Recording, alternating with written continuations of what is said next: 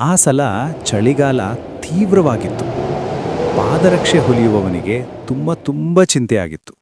ಯಾಕೆ ಅಂತಂದ್ರೆ ಅವನತ್ರ ಬರೀ ಒಂದು ಜೊತೆ ಚಪ್ಪಲಿಗಳಿಗಾಗುವಷ್ಟು ಚರ್ಮ ಮಾತ್ರ ಇತ್ತು. ಅದೇನಾದ್ರೂ ಮುಗೀತೋ ಮತ್ತೆ ಚರ್ಮ ಕೊಳ್ಳಲು ಅವನತ್ರ ಹಣವಿರಲಿಲ್ಲ. ತನ್ನ ಸಮಸ್ಯೆಯನ್ನ ಹೆಂಡತಿ ಹತ್ರ ಹೇಳ್ಕೊಂಡ. ದೇವ್ರೆ, ನಮ್ಮನ್ನ ಹಾದಿಯಲ್ಲಿ ಹಾಕ್ಬೇಡ. ಭಿಕ್ಷೆ ಬೇಡುವ ಬದಲಿಗೆ ಸಾವೇ ಆದ್ರೂ ಸರಿ, ಹೇಗಾದ್ರೂ ಸಂಕಟದಿಂದ ಪಾರು ಮಾಡು ಎಂದು ಇಬ್ಬರೂ ಅಂತಧೀನರಾಗಿ ಬೇಡಿಕೊಂಡರು. ಚಮ್ಮಾರ ಉಳಿದ ಒಂದೇ ಒಂದು ತುಂಡು ಚರ್ಮ ಕತ್ತರಿಸಿ ತನ್ನ ಹೊಲಿಗೆ ಮೇಜಿನ ಮೇಲಿಟ್ಟ. ಮತ್ತೆ ಅವನಿಗೆ ಕೆಲಸ ಮಾಡಲು ಮನಸ್ಸೇ ಆಗಿಲ್ಲ. ಹೋಗಿ ಮಲಗಿದ. ಆದರೆ ಅವನಿಗೆ ಕಣ್ಣಿಗೆ ನಿದ್ದೆನೇ ಹತ್ತಲಿಲ್ಲ. ಏನ್ ಮಾಡೋದು ಅಂತ ಅದೇ ಯೋಚನೆಯಲ್ಲಿ ಮುಳುಗಿದ್ದ. ಕೆಲಸ ನಿಂತ್ರೆ ಹೇಗೆ ಅಂತ ದೇವರ ಮೇಲೆ ಭಾರ ಹಾಕಿದ. ಬೆಳಗಾಯಿತು. ಅವನು ಕೊನೆಗೆ ಹೋಗ್ತಾನೆ. ನೋಡ್ತಾನೆ, ಅವನೆಂದೂ ಕಾಣದಷ್ಟು ಚಂದದ ಪಾದರಕ್ಷೆಯ ಜೊತೆಯೊಂದು ಮೇಜಿನ ಮೇಲಿದೆ. ಅವನಿಗೆ ಆಶ್ಚರ್ಯವೋ ಆಶ್ಚರ್ಯ. ಆವಾಗ ಆ ದಾರಿಯಾಗಿ ಹೋಗ್ತಾ ಇದ್ದ ಶ್ರೀಮಂತ ಪಯಣಿಗನೊಬ್ಬ ಅಂಗಡಿಯೊಳಗೆ ಬಂದ. ನನ್ನ ಪಾದರಕ್ಷೆಗಳಿಗೆ ಕೆಸರು ಮೆತ್ತಿಕೊಂಡಿದೆ. ನನಗೊಂದು ಜೊತೆ ಚಪ್ಪಲಿಗಳು ಬೇಕು, ನಿಮ್ಮಲ್ಲಿದೆಯೇ ಎಂದ. ಆಗ ಅವನಲ್ಲಿದ್ದ ಒಂದು ಜೊತೆ ಚಪ್ಪಲಿಯನ್ನ ಕೆಳಗೆ ಇಟ್ಟು, ನಿಮ್ಮ ಪಾದಗಳನ್ನ ಹಾಕಿ ನೋಡಿ, ಈ ಚಪ್ಪಲಿಗಳು ನಿಮಗೆ ಹೊಂದುತ್ತವೆಯೇ ಎಂದು. ಮಾಯಕದಂತೆ ಚಂದದ ಚಪ್ಪಲಿಗಳು ಅವನ ಕಾಲಿಗೆ ಹೊಂದಿಕೊಂಡವು.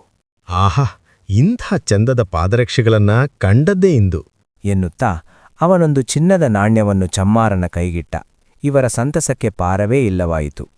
ಆ ನಾಣ್ಯದಿಂದ ಚಮ್ಮಾರ 4 ಜೊತೆ ಚಪ್ಪಲಿಗಳಿಗಾಗುವಷ್ಟು ಚರ್ಮ ಕೊಂಡ. ಕತ್ತರಿಸಿ ತನ್ನ ಮೇಜಿನ ಮೇಲಿಟ್ಟು ನಿದ್ದೆ ಮಾಡಿದ. ಮಾರನೆಯ ದಿನ 4 ಜೊತೆ ಅದ್ಭುತ ಪಾದರಕ್ಷೆಗಳು ತಯಾರಾಗಿದ್ದವು. ನೋಡುತ್ತಿರುವಂತೆ ಅವನ ಪಾದರಕ್ಷೆಗಳ ಖ್ಯಾತಿ ಊರು ಪರ ಊರಿಗೆಲ್ಲ ಹಬ್ಬಿತು. ಅಂಗಡಿಯಲ್ಲಿ ರಾಶಿ ಪಾದರಕ್ಷೆಗಳು ದಾಸ್ತಾನಾದವು. ಕೊಳ್ಳಲು ಜನ ಬಂದರು. ಚಮ್ಮಾರ ಸಿರಿವಂತನಾದ. ಆದರೂ ಅವನನ್ನು ಒಂದು ಸಮಸ್ಯೆ ಕಾಡುತ್ತಿತ್ತು. ಈ ಚಪ್ಪಲಿಗಳನ್ನು ತಯಾರಿಸುವವರು ಯಾರು? ಆ ರಾತ್ರಿ ಗಂಡ ಹೆಂಡತಿ ಪಾದರಕ್ಷೆ ಹೊಲಿಯುವವರನ್ನು ಕಂಡುಹಿಡಿಯಲು ನಿರ್ಧರಿಸಿದರು. ಚರ್ಮ ಕತ್ತರಿಸಿಟ್ಟು ಬಾಗಿಲೆಳೆದುಕೊಂಡರು. ಆದರೆ ಎಂದಿನಂತೆ ನಿದ್ದೆ ಮಾಡದೆ ಬಾಗಿಲ ಹಿಂದೆ ಅವಿತುಕೊಂಡು ಕಾದರು. ಮಧ್ಯರಾತ್ರಿ 12 ಗಂಟೆ ಹೊಡೆಯಿತು. ಅಟ್ಟದಿಂದ ಇಬ್ಬರು ಪುಟ್ಟ ಮನುಷ್ಯರು ಕೆಳಗಿಳಿದು ಬಂದುದು ಪಾದರಕ್ಷೆ ಹೊಲಿಯಲು ಶುರು ಮಾಡಿದರು. ಮಿಂಚಿನ ವೇಗದಿಂದ ಅವರ ಕೈಗಳು ಕೆಲಸ ಮಾಡುತ್ತಿದ್ದವು. ನೋಡುತ್ತಿರುವಂತೆ 10 ಜೊತೆ ಪಾದರಕ್ಷೆಗಳು ತಯಾರಾಗಿ ಕೂತವು. ಆದರೆ ಅದನ್ನು ಹೊಲಿಯುವವರು ಚಳಿಯಿಂದ ನಡುಗುತ್ತಿದ್ದರು. ಯಾಕೆಂದರೆ ಅವರ ಉಡುಗೆ ಚಿಂದಿಯಾಗಿತ್ತು. ಚಮ್ಮಾರ ಮತ್ತವನ ಹೆಂಡತಿ ಯೋಚಿಸಿ ಒಂದು ನಿರ್ಧಾರಕ್ಕೆ ಬಂದರು. ತಮಗೆ ಇಷ್ಟು ಸಹಾಯ ಮಾಡಿದವರಿಗೆ ನಾವೇನಾದರೂ ಮಾಡಬೇಕು ಎಂದುಕೊಂಡು ಚಂದದ ರೇಷ್ಮೆಯ ಬಟ್ಟೆಯಿಂದ ದಪ್ಪನ್ನ 2 ಜೊತೆ ಉಡುಪು ಹೊಲೆದರು. ಅದಕ್ಕೆ ಹೊಂದುವ ಟೋಪಿ, ಪಾದರಕ್ಷೆ ತಯಾರಿಸಿದರು. ಅಂದು ರಾತ್ರಿ ಚರ್ಮಕ್ಕೆ ಬದಲಾಗಿ ಬಟ್ಟೆ, ಪಾದರಕ್ಷೆಗಳನ್ನು ಮೇಜಿನ ಮೇಲೆ ಇರಿಸಿದರು. ರಾತ್ರಿಯಾಗುತ್ತಿದ್ದಂತೆ ಪುಟ್ಟ ಮನುಷ್ಯರು ಬಂದರು.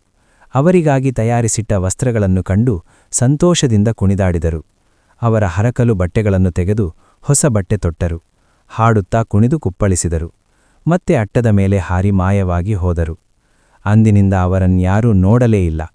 ಚಮ್ಮಾರ ಮತ್ತವನ ಹೆಂಡತಿಗೆ ಅವರು ತಾವು ಕೊಟ್ಟ ಬಟ್ಟೆ ತೊಟ್ಟದ್ದು ತುಂಬ ಖುಷಿ ನೀಡಿತು. ಅಂದಿನಿಂದ ಚಮ್ಮಾರನ ಸಿರಿವಂತಿಕೆ ಬೆಳೆಯಿತು. ಅವನು ಸುಖವಾಗಿದ್ದ.